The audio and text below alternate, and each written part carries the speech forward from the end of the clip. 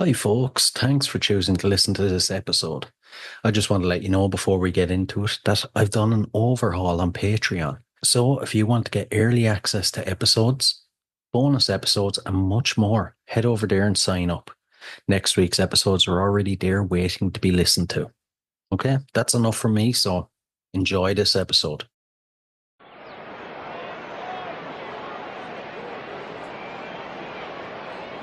Is everybody in? Is everybody in? The show is about to begin.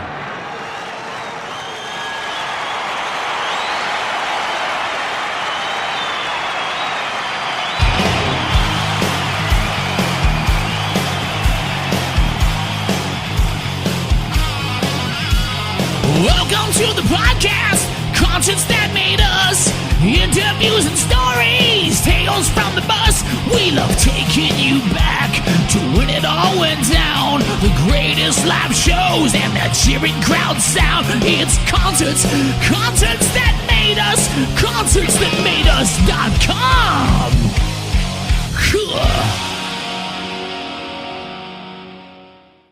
Hey, this is Bryan and Glenn from Free Machine, and you're listening to Concerts That Made Us.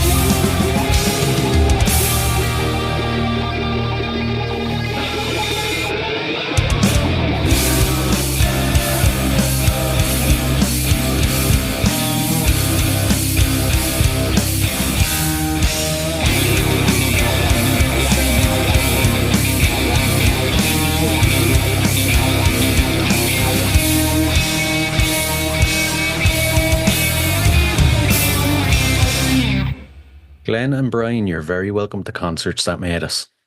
Thanks so much for having us. Thanks a lot, Brian. It's great now. I'm looking forward to diving into your music over the next bit. Now, Free Machine recently released the debut album, Dead Echoes. It's an album fueled by passion. Can you take us deeper into it? So the album was born from an idea from Clint, who's the guitarist, and he wanted to write some songs in the vein of 90s kind of grunge sounds. And obviously him and Brian were already mates, and they played in various projects together. And they reached out on the Facebook and advertised if they were looking for a singer and a bass guitarist to collaborate as well on this project. So myself and Brendan, who's the bassist, we obliged, and we started recording demos for this project, or remotely and whatnot.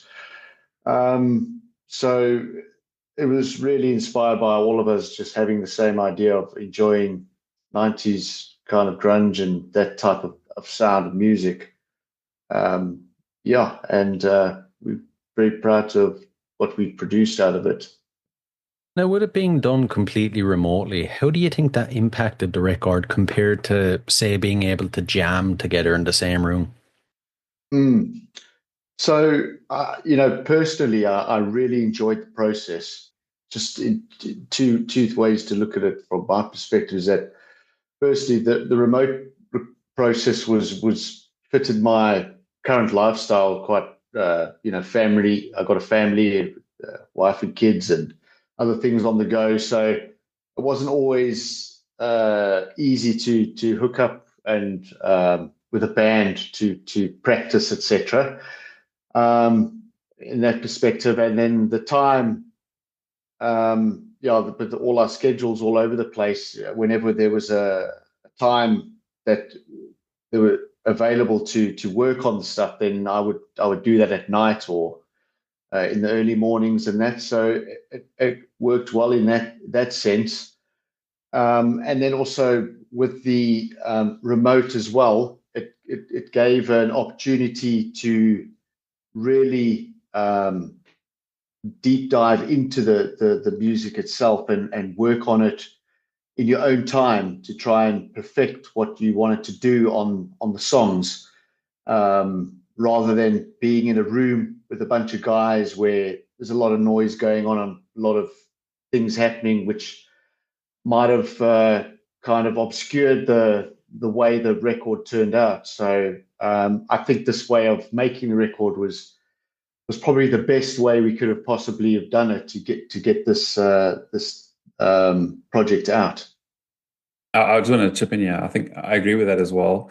I think what you've got to realize, Irish Brian, is that we're all like old men now, so we're in our 40s, and so what happens is we've got the families and we've got the schedules and work and everything, and so kind of spending 3 or 4 hours every evening in a garage jamming out just doesn't really work right now. So, with technology and all that, you can just kind of jam in your own space, record it and send it around the room, so to speak, or the WhatsApp group or whatever, and get everyone to add to it. But I think as a drummer, I was probably the most disadvantaged. I know that we're generally the most forgotten about, but I was probably the most disadvantaged, because what happened was Clinton would come with these riffs, he would put it into Pro Tools or something like that, and then we would play it to me. We would jam it. We would kind of structure it together. I would listen to it and say, what if you repeated that 2 or 3 times, or break that riff up into two different parts and separate them? And so we'd kind of produce it like that. Then I would take that until we got something that feels like it could be a song, and then I would go rehearse to that with the kit, play it through my inner ears, and then get comfortable with it. And then we went and had to buy some studio time and recorded acoustic drums to it. So it was recording without actually knowing at the time who the singer would be. Now it's Glenn, and who the bassist would be, and not knowing what the thing for me with a vocalist is you can take a song and bring it right down. Like it could be upbeat, but you could bring it right down to earth and slow it down, so to speak, and bring the mood down a bit, which is awesome sometimes. And then sometimes you can even increase the energy. And so what might happen in a jamming situation is I might feed off of what Glenn's doing if he's maybe going a bit crazy with the song, and then I might spice the drumming up and pick it up a bit to kind of fit in with that. So that wasn't the case. So I kind of had to lay down a very solid foundation of drumming because we weren't going to go back in and re-record drums. Drums, everything kind of follows the drums and the beat. So it was kind of like recording it in a way that I thought would be the most kind of almost style agnostic in a way. Like it's just going to be something that everyone can add something to. And so that is what I had to bring across. So sometimes I listen to the music now and I think, I could maybe have done something there, or Glenn did this really cool thing, or Brendan did this amazing run on the bass. Would have been cool to follow him on the toms, but it's awesome that it went there, and I'm perfectly at peace with it now. Gotcha. I getcha. Something popped into my mind there. Would you guys, not really knowing each other, answering Facebook ads and stuff like that? How did you deal with disagreements that popped up along the way, or did disagreements pop up?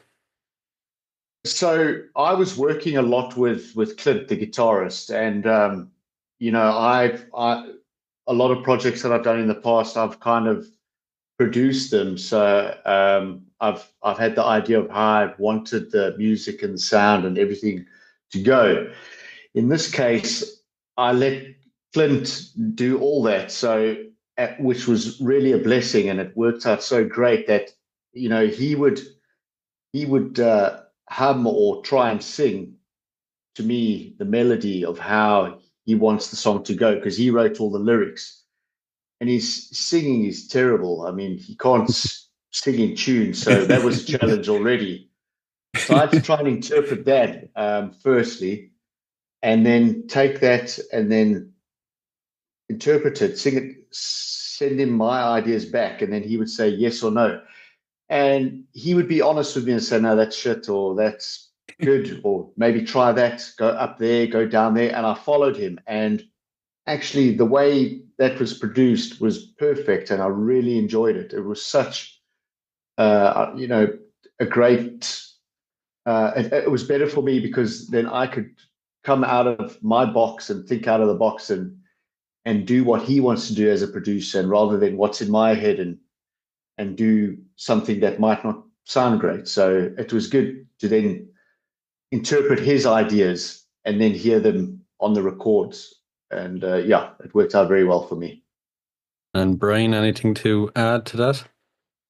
Yeah, not really disagreements at all.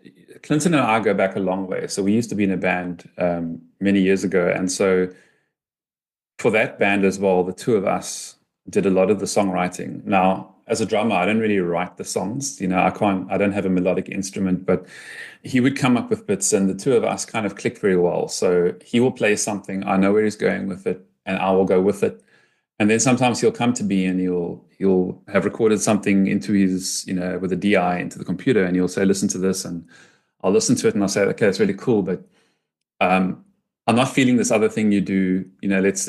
What if you break that up? What if you leave that for another part of the song? Because it sounds like and I'm going to speak like a drummer now. I don't know music, but it's kind of resolves the song. It resolves the chord. So why don't we do this riff, and build up the tension of the song and split that up? And so there will be a lot of suggestions like that where I would say to him, I don't know about that. And then we would work around with it. And then after a while, he would come back and say, yeah, okay, I get what you're saying now. Now I've listened to it with a new perspective. So there's definitely that type of thing that happens. But I think Glenn will agree. I must just emphasize that this creativity for this project was really the kind of the love child of Clint. Clinton really felt a lot of this stuff. It's been these riffs and these songs have been in him for a while. And previously, the music we made with other bands and that was quite different. It was like hard rock, and it was a lot of palm muting, a lot of drop D tuning, maybe even C, and it was heavy. This is a lot of character, a lot more melody, and you have to be we had to remind ourselves, and I think I reminded him and he reminded me a lot of the time, was let's not overplay it. Let's just, there's nothing wrong with holding a chord for like 20 seconds and not doing anything, because we know we're going to have an amazing singer to do something with it. So there weren't disagreements, but there was a lot of saying to each other, let's just remember what we're trying to make here. We're trying to make something that actually sounds timeless, vintage in a way, but at the same time, classic sound where you don't have to use the guitar the whole time or the drums the whole time. You can actually just let things ring. And so that was quite interesting to do, to hold yourself back a bit. I like it. I like it. Is there any tracks then that on the album that you gravitate more towards than others, say? Um, I think with all the 6 tracks, they've all got different singing styles, so to speak, on them. And also the styles. Clint, the way he wrote them, he took one song and wrote it in the style of, say, Alice in Chains, and then one in the style of Soundgarden and whatnot. So guitar and vocally and drum wise and bass wise, they've all got a different kind of sound or to them that goes back to those bands. And I quite enjoy all of them now. Some of them I weren't too fond of because they were quite challenging vocally, but I managed to pull them off. And the more I listen to some of the songs, the better they sound to me. And I used a lot of say effects and whatnot on the vocals as well.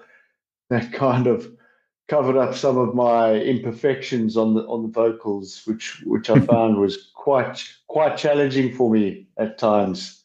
Yeah, from my side, I think Broken Hands is so. Glenn, what you did there with that song, the the melody, the vocal melody. I think for that song and So Long Now, I would not have seen that coming. Like what you did, and when I heard it the first time, I got like goosebumps, and I thought, shit, because I've heard this so many times before, but without any vocals or any idea of vocals, and then to get it back from a guy who I've never met before, who I've just seen on WhatsApp, and then all of a sudden we get this vocal track back, and it was like, where did you get this from? But it was really cool. So I think for me, stands out is Broken Hands.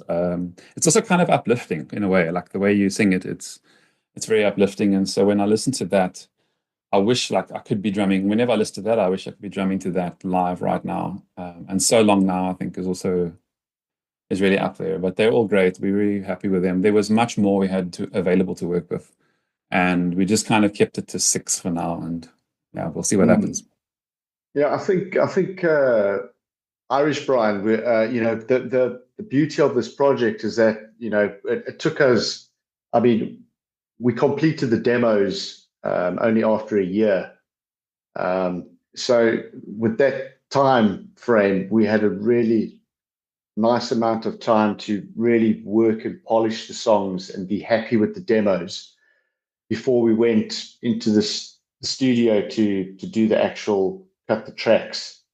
So that was the beauty about the whole project as well, that we had time to polish up those demos. And I think a lot of bands don't maybe have that luxury. They have to go and rent out studios and things like that, and so time is short, and sometimes the song, they have to rush it in the studio and it doesn't turn out what they expected. So this project worked out very well, I must say.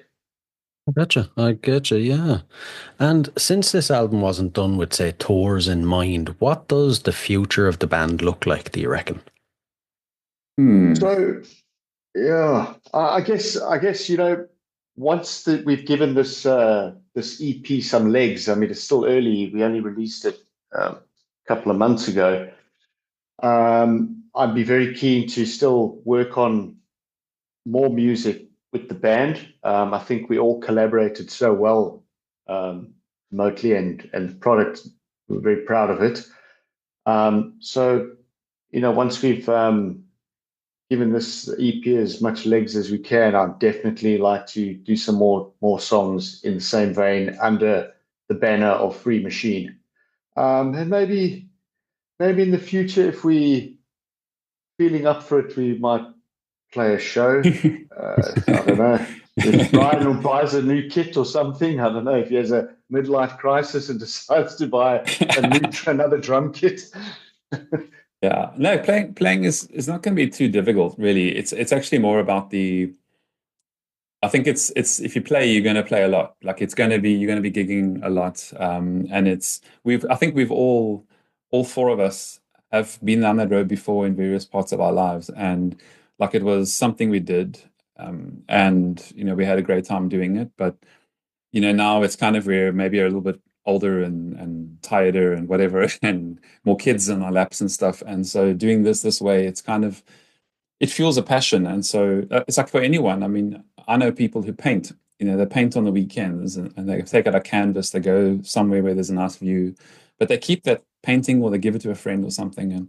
But it's an outlet. And so this will be cool if we can keep doing this as an outlet because it's in us. It doesn't have to remain and die within us. It can be freed, we can put it out there. And so that was the idea of this project because Clinton and I started this after the previous band broke up, where we said, like, we still want to play, we still want to create stuff, but we don't feel the need to do it, to go on these gigs, to get in a bus or something and drive around the country again, and to do, carry the stuff around. And we've got careers. We realized that, especially in South Africa. I mean, in Ireland and Europe, I think it's quite different. But here we kind of a big country, and we're all by ourselves on the southern tip of the continent. So if you're a band and you actually want to become a viable, sustainable band and you play rock music, you just kind of almost have to leave the country. And so if that's not going to be on the cards for you because now you've got the wife and you've got the children and that, then you just have to be realistic. And I think this is an awesome outlet for us all to have based on where we're at in life right now. True, true. It's a good way to put it. Yeah. And at this point, the show is called Concerts That Made Us. So I have to ask you some concert related questions. First off, as concert goers, what shows would you say have made you? Yeah.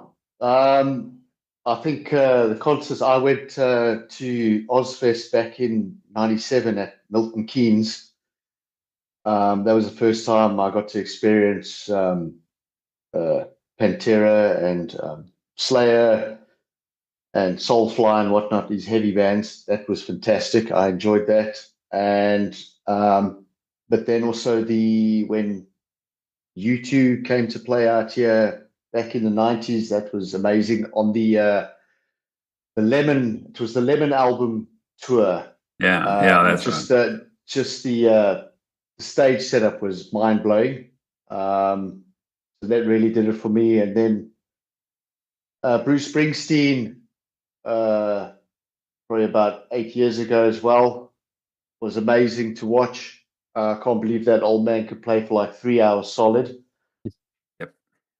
Uh, and and then I got to see Oasis live, which makes me happy because I've just seen how everyone struggled for this reunion that's happening now with the tickets. So I'm so glad that I don't have to do that. So I got to see them already. So yeah, and then lastly, one of my idols as well, Paul Weller.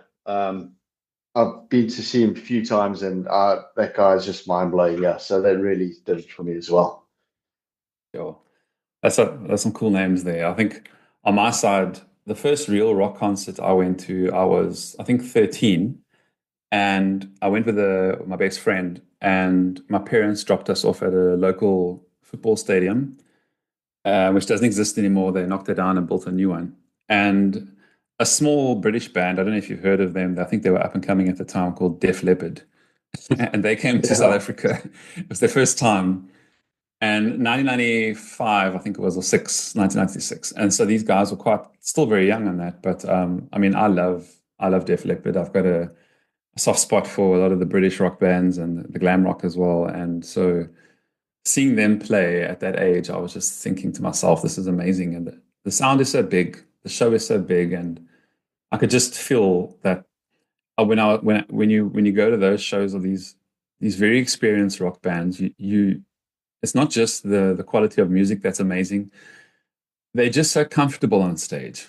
It just seems abnormal. Like they don't move around too fast. They're not looking around frantically. They're so comfortable. And I think when I've seen really experienced bands, some real great bands, even in small venues, they're just so comfortable. And to me, that puts the crowd at ease. Like this is just natural for them. And so some of the concerts that I've seen where I've felt that is definitely Def Leppard. I would say Soundgarden. I got to see uh, them at Download Festival. I went to the UK in 2012.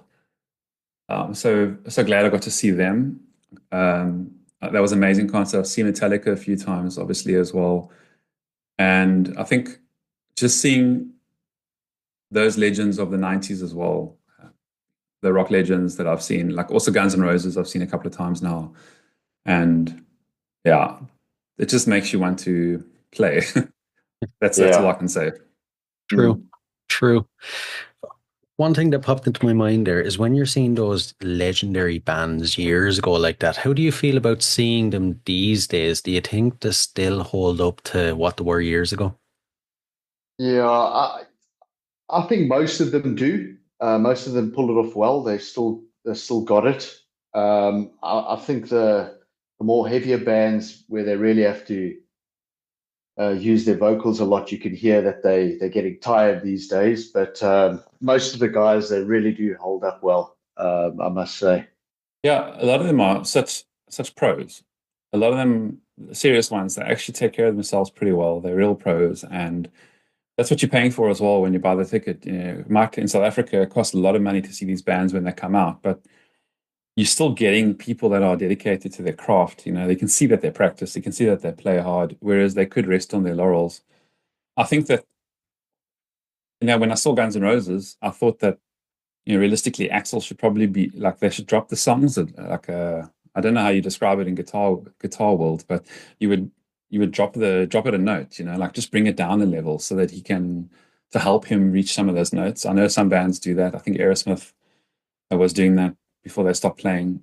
But generally speaking, all these bands, it's just even I took my wife, her favorite artist is Billy Joel. So quite a few years ago, I took her to see them, and he at that time already was kind of an old man, but you can see it's just adrenaline. Like, small guy, like a pudgy guy, like he's 60 odd at the time or something. He's running around the stage, running and then playing guitar, and like it was just these guys are having so much fun, and I think a lot of them definitely do still hold up if they take care of themselves, and I think a lot of them do because my perception is with the digitization of music and that they actually have to tour a lot more than they used to. So they probably have to kind of make sure they're able to do that. Very true. Very true, yeah. And before we dive into the last couple of questions, then, future plans set in stone. I know we've heard everything. Is there anything else that you can share? When will the next singles be out? When will you guys be getting back together to write new music? So the next lyric video will be coming out. I'm just guessing here, probably after the festive season. So I think we'd probably see the next one in January. After that, then there's probably another three more. So they would come out consecutively. So January, February, March, April, May. Then they'd be all pretty much out. I'm not sure how much more legs we'd have on the EP, but I think round about that time, April time, I would imagine we'd start working on new stuff. I know I'd be keen to start working earlier, just to because I like to have a project within the year to start working on. So yeah, I would say probably round about next year, April or something, you might hear some more flutterings in the free machine camp. Yeah. Yeah, there's definitely a lot of content. So there's a lot of stuff we've got lined up potentially. A lot of working riffs and skeletons of songs that we didn't even consider for this. There's a lot of material, but at the same time, in our old age, we've been extremely picky, and we're looking at just keeping things that we know are going to be pretty awesome. We don't want to release crap, if I can be blunt. Makes sense. Makes sense. Right, we'll dive into the last couple. So there are a couple of fun random ones. First off, besides music and the band, what are you guys currently obsessed with? Oh, I'm obsessed with CrossFit. I do a lot of CrossFit. I train every single day. Um, yeah, so that's what I do in my other spare time. And then in my other spare time, which I've got, I fight wildfires here in Cape Town, which happens a lot. So yeah, those are the two things that I enjoy doing other than music. So if I can just help Glenn explain that, when he fights wildfires, he's a fireman as well. So like a volunteer fireman. So it's not like this isn't code or some language, real fires Yes, that burn I things. suppose that's explain that. Yeah, you probably don't get wildfires in Ireland. Yeah, so Not very often, no. Yeah, we have a lot of sun, not a lot of rain, and a lot of dry foliage. So mountains and that go up in flames, and then Glenn will run towards the fire while the rest of us are running away. Very, very noble. Very noble. I was actually, when Glenn explained that, I got images of him going out and starting the fire so that he could put him out. Yeah, Job there's a creation. proper midlife crisis there. Yeah, on my side, yeah, last year I started a new business. So I'm in finance, personal finance. So it's a growing business, and when I'm not working on music and family life, then everything goes into that. So just trying to set up a business so that it can take care of me, and then once that's kind of ticking over nicely and it doesn't need me every day, then I'll look for something else to potentially get into trouble with.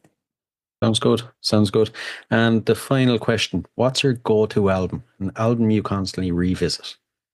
Oh gosh. For me, I would have to say it's Iron Maiden Live After Death. It's that album is for me. It's just the best live album I've ever heard, and yeah, it was a great time in the band's career as well.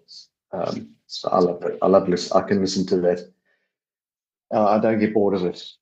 That's such a good one, man. Damn it.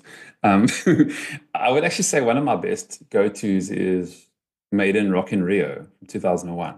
I think that was recorded so well. Oh yeah, that's So, also but brilliant. but I would say my go-to is probably it's going to be a Metallica album. They for me have always been my number one band, and it's probably going to be either the first S&M or it's going to be the Black Album, pretty much. I like it. I like it. Great choices there. Listen, guys, this has been an absolute blast now. Thanks a million. Thanks so much for having Brian, us, thank you so Brian. much.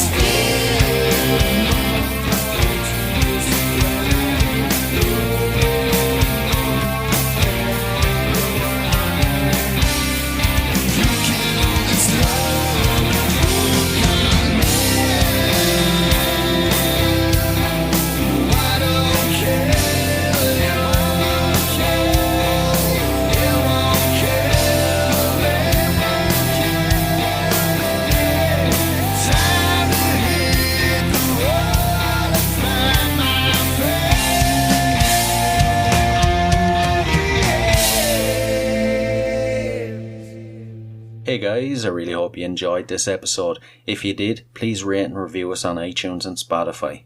And if you're interested in signing up to Band Builder Academy, use the link in the show notes below and enter the code CONCERTS and you'll receive 10% off. So, until next time, keep rocking.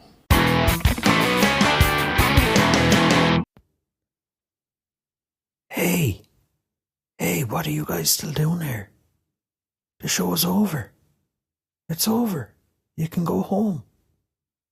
Go on. We'll see you next time. We'll be here. Bye.